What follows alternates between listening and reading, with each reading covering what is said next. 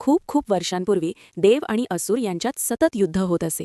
पण एक काळ असा आला की देवांची शक्ती कमी होऊ लागली. त्यांचं तेज कमी झालं, आत्मविश्वास ढासळला. उलट असुर अधिक बलवान, अधिक महत्वाकांक्षी होत होते. देव चिंतेत पडले. त्यांनी उपाय शोधण्यासाठी भगवान विष्णूंची प्रार्थना केली. तेव्हा एक मोठा निर्णय घेतला गेला.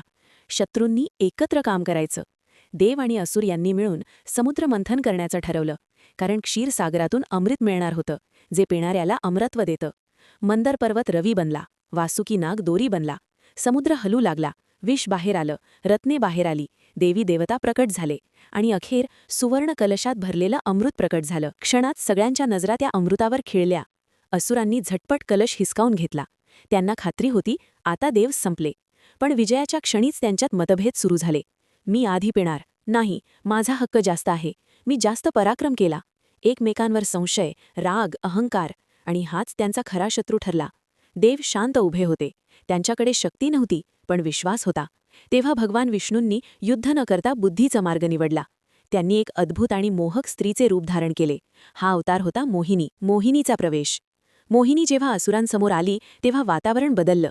तिचं रूप इतकं सुंदर, आवाज इतका गोड आणि वागणं इतकं शांत होतं की असुर थबकले. ती हसून म्हणाली, तुम्ही भांडत का आहात? मी अमृत योग्य रीतीने वाटून देऊ का? असुर तिच्या सौंदर्याने आणि आत्मविश्वासाने प्रभावित झाले. पण मोहिनीने आधीच इशारा दिला, मी जे काही करेन ते योग्य असो वा अयोग्य, तुम्हाला मान्य असलं पाहिजे. असुर हसले.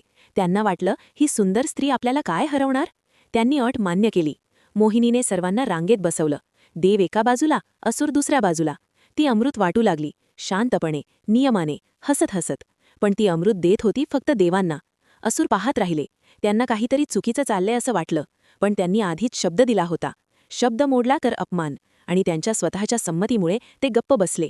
जेव्हा त्यांना सत्य कळलं तोपर्यंत सगळं अमृत देवांनी प्राशन केलं होतं. या कथेतला गूढ अर्थ. मोहिनीने युद्ध केलं नाही. तिने कोणतंही शस्त्र उचललं नाही. तिने खोटंही बोललं नाही. तिने फक्त असुरांच्या अहंकाराचा आणि घाईचा फायदा घेतला. म्हणूनच हा अवतार सर्वात धोकादायक मानला जातो. कारण इथे ताकदीपेक्षा बुद्धी जिंकली. गोंधळावर शांतपणा जिंकला. अहंकारावर संयम जिंकला. ही कथा आपल्याला शिकवते, जीवनात नेहमीच जोराने लढायची गरज नसते. कधीकधी योग्य वेळ, योग्य शब्द आणि शांत डोकं हाच खरा विजय मिळवून देतो. म्हणूनच मोहिनी अवतार आजही आपल्याला बुद्धीची शक्ती समजावतो.